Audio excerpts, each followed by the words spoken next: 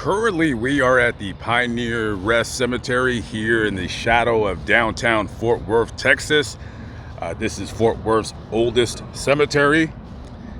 This cemetery was first founded and had 2 children interred here back in the summer of 1850. Now, I seen this cemetery on the news because they had put up some QR codes telling the history of some of the people that are interred here in this cemetery. And well, since I'm still in the area because I'm having van troubles, I figured why not rent a car and drive on down to Fort Worth, do a couple videos, and check this place out. I've been wanting to check it out for quite some time. So without further ado, let's get going. Miss Andrews was the daughter of A.T. and Catherine Andrews. The Andrews family moved to Fort Worth in 1858, when much of the city was still wilderness, making the family one of the early pioneers of Tarrant County. Their family was quite large, with several sons and daughters. Hard times would find the family in 1867 when Belle's father passed away. Belle was only 15 years of age at the time of his death. As she grew to be a young woman, Belle was known to be a local socialite and even mentioned she was, quote, one of Fort Worth's favorite daughters, unquote. She would attend a variety of social parties and events throughout Fort Worth, and her name would regularly be mentioned in local newspapers. Her personality was described as being bright and winsome, along with being vivacious and joyous. And on June 28, 1882, after a short illness, Belle would die of consumption at the age of 29. Today, we call consumption tuberculosis. So this is Belle's grave right here. To her right is her mother, Catherine, and her father, A.T.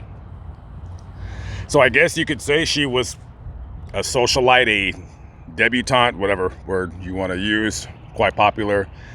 Yeah, it's amazing, and what have you, whatever words you want to put in there, that, you know, when you pass by these old cemeteries, you know, you see these old style graves from people from the 1800s. And let me tell you, people in the 1800s were doing the same thing that a lot of us do today, going to parties, having a good time, getting drunk, throwing up because you drank too much, smoking cigars.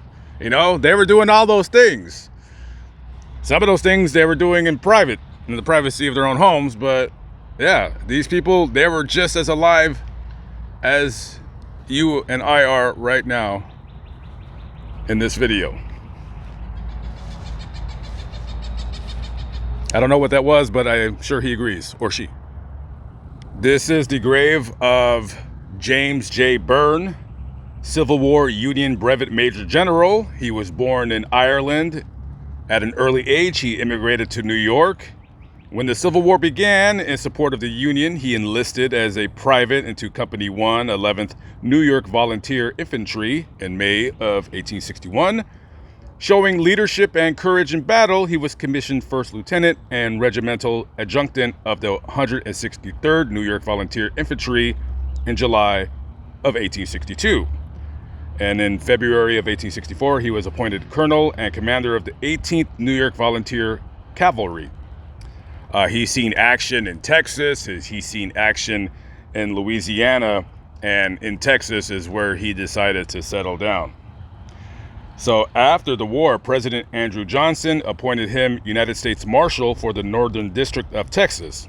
And on August 10th, 1880, he left Fort Quitman, Texas for the Pecos on a stagecoach when it was attacked by a band of Apache led by War Chief Victorio. The coach managed to return and start for shelter for the fort, but the Indians, they overtook it and they just shot up a bunch of people. He was one of them. He was shot in the back and the hip, and he died 4 days later of gangrene.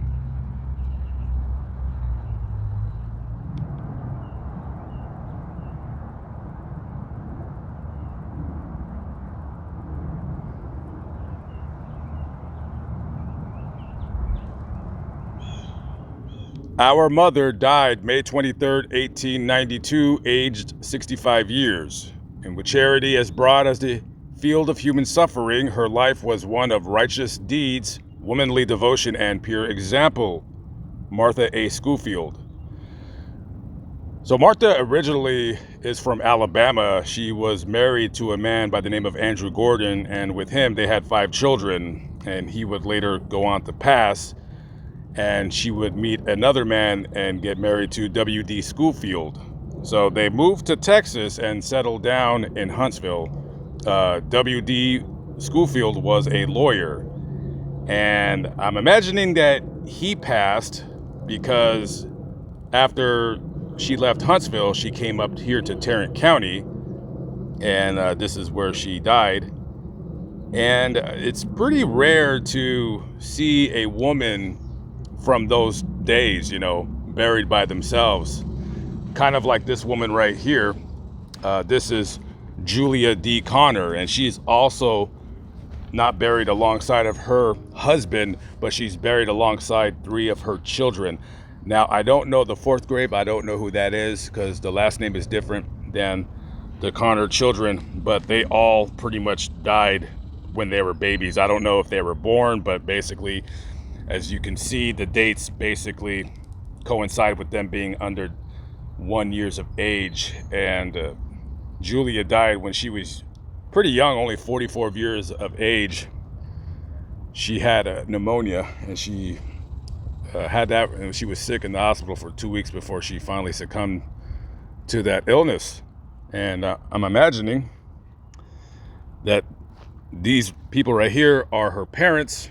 Now, I don't know. I don't think anybody's buried right here in the middle, but you never know. Not everybody that, died had the money for a stove. Sometimes people would just erect a wooden cross, and then that only lasts so long. And then burial records get, lost, damaged, thrown away. So who knows? But rest in peace to all of these people here in this plot right here. Not sure why this part of the cemetery isn't kept up like the rest. There could be a thing where maybe the family doesn't want it taken care of and they just kind of want to let go. Sometimes I see that. This is John Lutz, buried alongside with his wife Mary. That's John Jr. right there. John originally was from Germany. He immigrated to the United States along with his wife, and they settled down here in Tarrant County. They lived about 1.5 miles away from here on Peach Street, and John was a carpenter.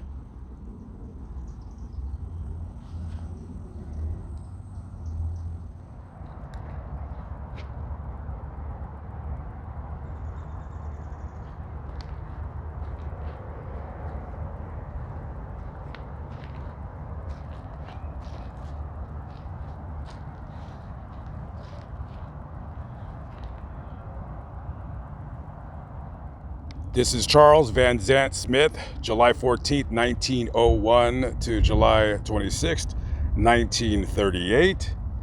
He was 37 years of age at the time of his death.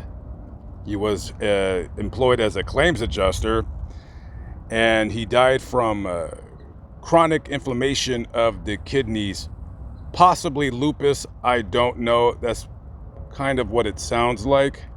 He was married at the time to a woman by the name of Maggie Smith. I'm not quite sure if they had any children. I don't see her buried here,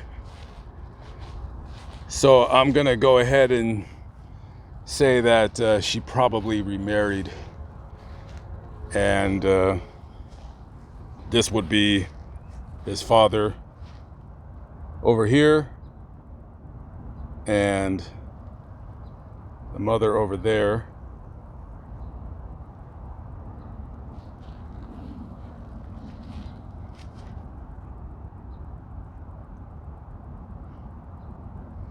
Sidney was born on June 12, 1888 in Buckholz, Texas, to John William and Doris Smith. Sidney married May Sturley, a native of Fort Worth, and by profession, Sidney was a lawyer. Passport records revealed that Sydney was 5 feet 7 inches tall with brown hair and eyes, and for much of the early 1900s, Sydney worked for the federal government in the Department of State as an American consulate for the Philippines and Mexico. Sydney and May lived in the Philippine Islands from 1912 to 1916, and in 1914, May gave birth to their only child, Rosaline.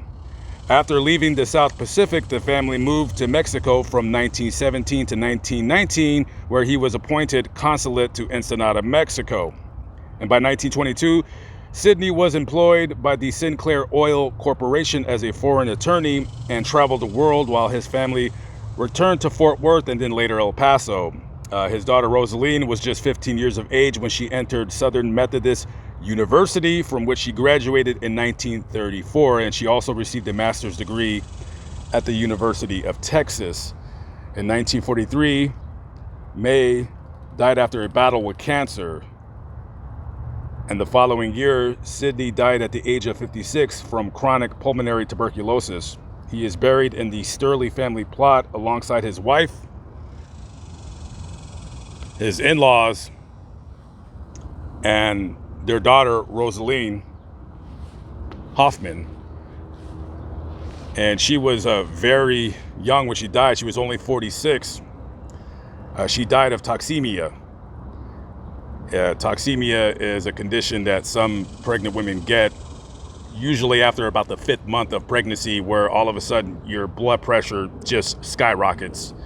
And sometimes people die of that because it's a condition that sometimes cannot be controlled. And it also said that she had cancer of the esophagus.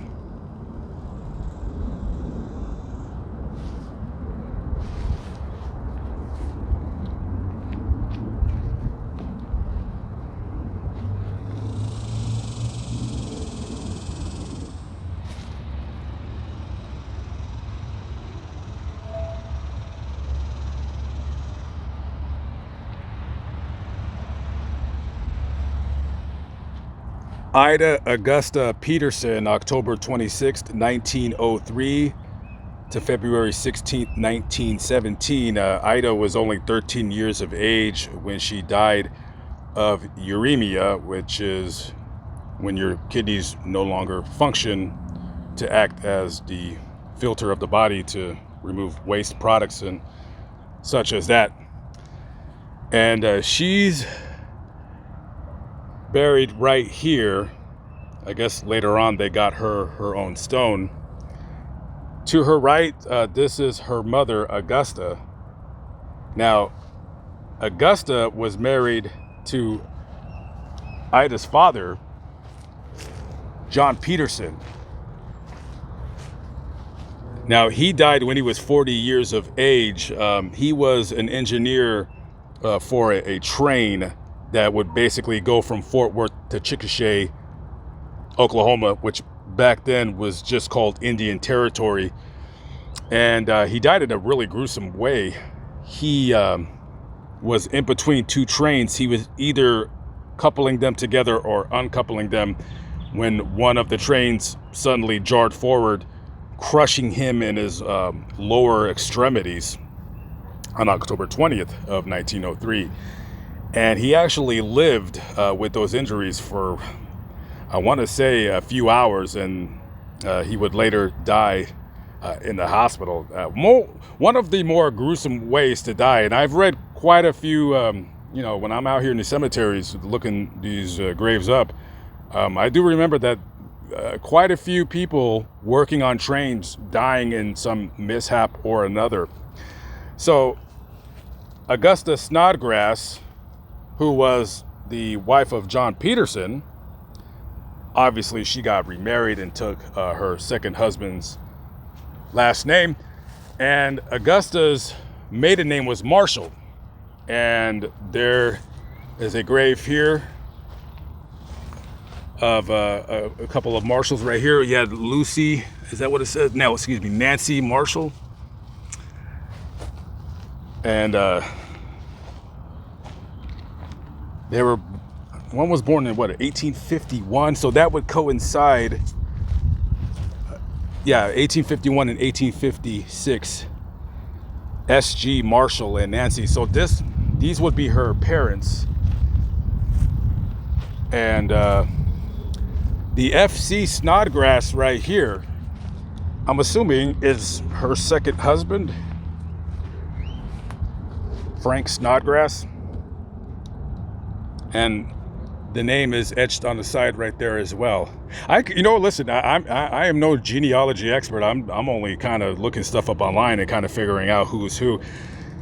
But I'm kind of surprised that nothing was engraved right here. So you would think that Augusta, her name would be emblazoned on the other side of this stone, but it never was. Unless they're waiting for somebody else, maybe a family member wants the stone, wants the space in the plot, who knows.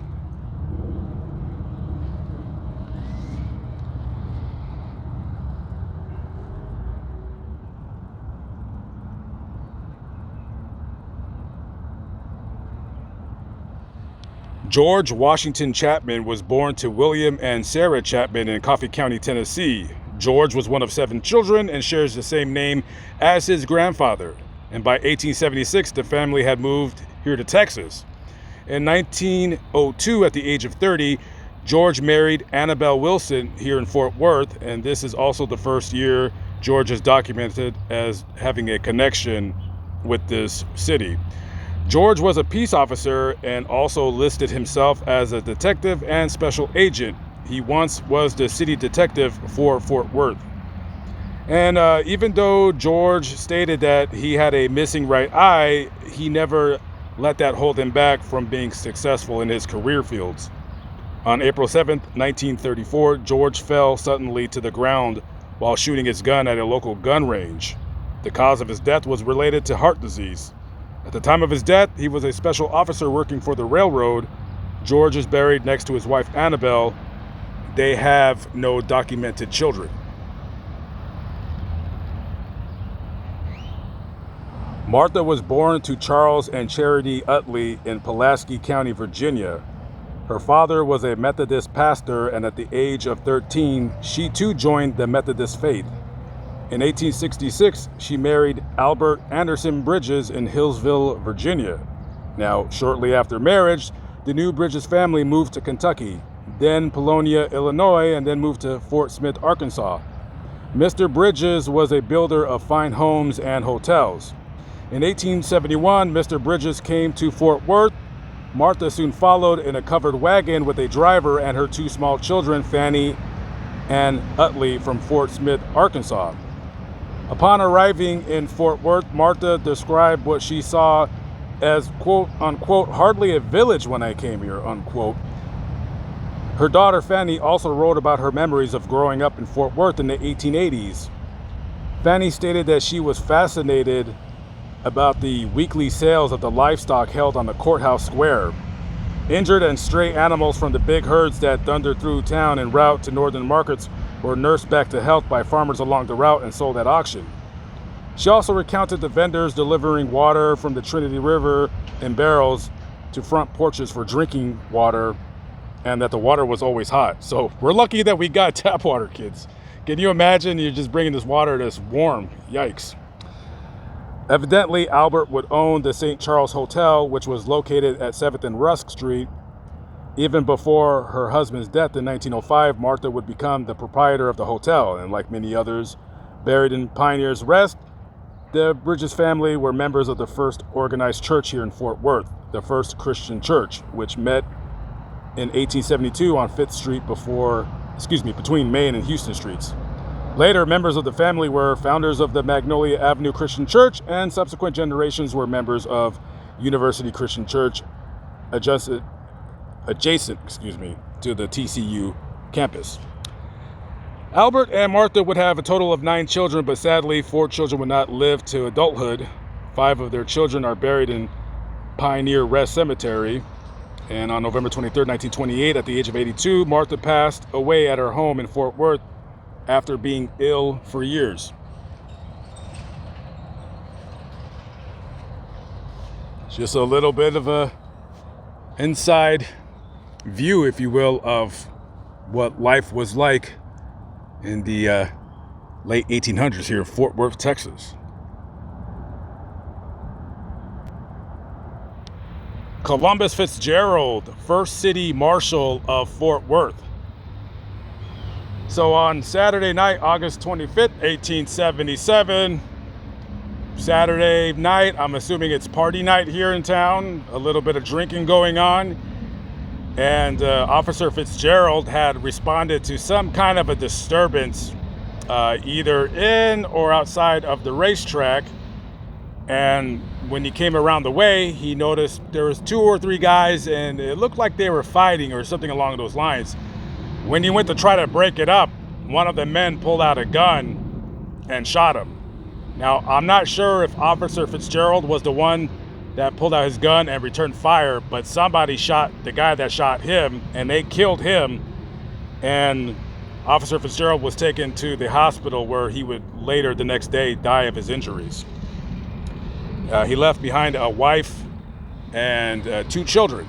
And this would be his wife right here, Mary Work. Obviously, she got remarried after he died. He was only 35 years of age or so at the time of his death, so she'd be pretty young too. And that would be her daughter, who was named after her, Mary Fitzgerald.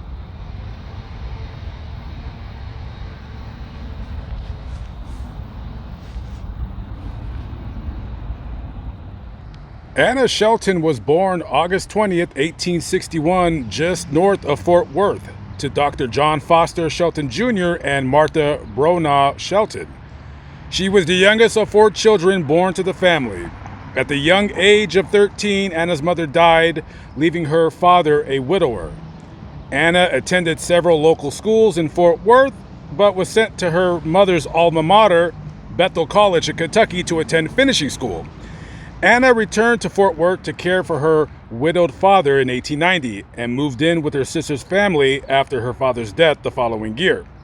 After witnessing the divorce of her sister Lizzie, Anna vowed she would never marry in order to avoid the financial and business ramification she witnessed.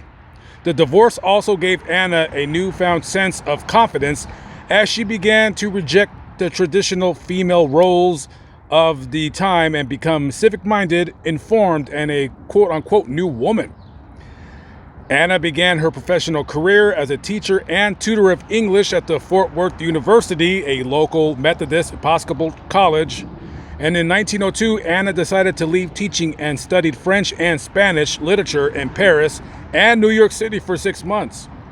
Ultimately, she would return to Fort Worth and become one of the city's first female realtors and real estate developers.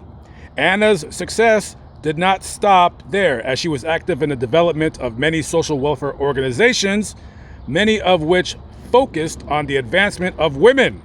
In 1923, she founded the Women's Club of Fort Worth and held the office of president until June of 1939. With the success of the club, in 1926, an additional banquet and lecture hall was constructed at 1316 Pennsylvania Avenue. The building was named the Anna Shelton Hall in her honor and is still in use to this very day. In addition to the numerous organizations she was a member of, Anna was also a member of the Mary Isham Keith chapter of the Daughters of the American Revolution. And on August 28, 1939, Anna passed away after a lengthy illness with arteriosclerosis, a vascular disease. Her funeral was held at the Women's Club in the hall that bore her name. She is buried in the Shelton family plot and now rests in eternity next to her parents and brother. She was never married and has no known children. Makes you wonder, makes you think. And here they are. This is the final resting place of Robert Maddox, originally born in January of 1848 in Bienville Parish, Louisiana. He came here as a young adult to Texas and eventually settled down here in Fort Worth. Now, I'm sure he was a great guy, but he probably wasn't the most popular of persons back in those days. The reason being is because in 1876, he was elected the city's tax assessor and collector. So if he came knocking on your door uninvited, it's probably not for a very good reason. unless you were friends with him. His wife, Anna, was only 20 years of age when she sadly passed during childbirth, giving birth to the couple's only child, who would have been a boy. His name was Charlton. So they're both buried here along with him. And other than being the tax assessor, he was also a very successful businessman. He basically bought and sold real estate in Fort Worth. A lot of downtown Fort Worth this guy owned back in those days. And if anybody either lives here or you've been to Fort Worth, you probably went to the Stockyards, which is like this area where there's like a lot, it's like a trendy area, a lot of shopping, small local like bars, live entertainment venues, stuff like that. He basically owned a big portion of that area, and he made a lot of money, not only with real estate, but with buying and selling livestock. A very successful businessman, to say the least. And very tragic about the wife dying so young. A lot of women died very young during childbirth. It was always a risky endeavor to be a woman in those days giving birth. This here is the Zane-Seti family plot, and the patriarch of the Zane-Seti family is this man right here, Jesse Shelton Zane-Seti. Originally, he was from Germany, and he immigrated to the United States, and he was one of Fort Worth's earlier settlers. And other than dabbling in real estate, this guy, his main career was he was a railroad builder. So he laid a lot of tracks in this part of Texas. And there used to be a tree right here. And I'm not sure if it just fell on its own, which sometimes does happen, or a storm came and blew it over. But it looks like, and I'm not the greatest of detective, but it looks like the tree fell, knocked this monument over, destroying that, and then fell on this gate right here. As you can see, there's quite a bit of damage, but luckily none of the stones here were damaged. So I'm not sure what they're going to do about this. Obviously, they took it somewhere for it to be repaired to the best of their ability. So I guess maybe we'll come back to see if they ever fix it. But this is what remains of all of those trees right here.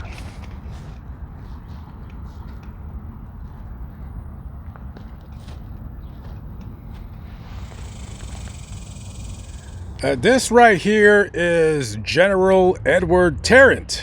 And of course, below that it says, this stone marks his resting place. Tarrant County is his monument. Now, of course, we're in Tarrant County. That's the county that Fort Worth resides in. And that's the name of the county that is named after him, General Edward Trent. So other than him being a politician, he was elected to the Texas House of Representatives. He was also a brigadier general in the Texas militia. And he was also, before that, he was a colonel in the Tennessee State Militia. Okay, also, he was a sheriff in Henry County, Tennessee. And then after all of that, he came out here and he bought a big old ranch. And it says right here, oh no, he owned slaves. Why, Edward? Why? Why'd you go ahead and do something so stupid like that? Oh well, we must always teach history. What's that saying that never really truly makes sense? If we don't teach history, then we're doomed to repeat it. I guess it does make sense. You just really have to think about it for a while. Because if somebody tells you that, you're like, well, why would we start up slavery again? You never know if we don't teach how bad it was. I mean, you never know what could happen in this country in 200 years. But anyways, other than that, he owned a lot of land, and guess you can call him one of Texas fathers, if you will. Just one of those names that you'll hear oftentimes when you read up on history in Texas, which a lot of history good, a lot of history not so good, depending on where you look at things. But anyways, rest in peace nonetheless to General Edward Trent. This here is Robert Ryan, September 17th, 1883 to September 24th, 1950. Faith calms my soul and supporteth my hand. So, Mr. Ryan has the distinction of being the first person in Fort Worth born in a brick house. Okay? Not many people can say that. As a matter of fact, only one person, which is him. He was an architect in his life, and also he fancied himself a funny man. This guy, he did stand-up comedy. He was one of those vaudeville performers that was so popular during the teens and 20s going into the early 30s before the movies started becoming more popular, and then vaudeville kind of faded away. So he only had one child with his first wife, Effie Kratz, and I guess they didn't like each other too much. They ended up getting a divorce, and later on he would remarry a woman by the name of Aileen Smith up in Oklahoma, and then they would be married until his untimely death. And back home here in Fort Worth, Texas, is where he wanted to be buried. So rest in peace to vaudeville performer, architect extraordinaire, Robert Ryan. Okay, guys, that is it. I am out of here. That concludes another video. I hope you guys somewhat enjoyed it. Maybe you learned a little bit about some people that are resting here that you would have never known about.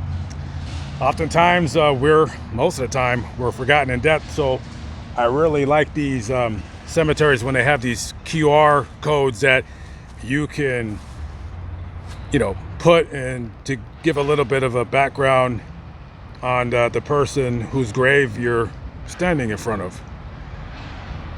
That actually gives me a really good idea. I'm going to do some thinking. I kind of like that idea of a QR code for certain things. Live but not live, still alive by the grace of God. Lamont at large, thank you for enjoying me. Thank you for allowing me to take you with me on my cemetery adventures, my true crime adventures, whatever adventures. I'll see you in the next video. Be good, y'all. Peace out.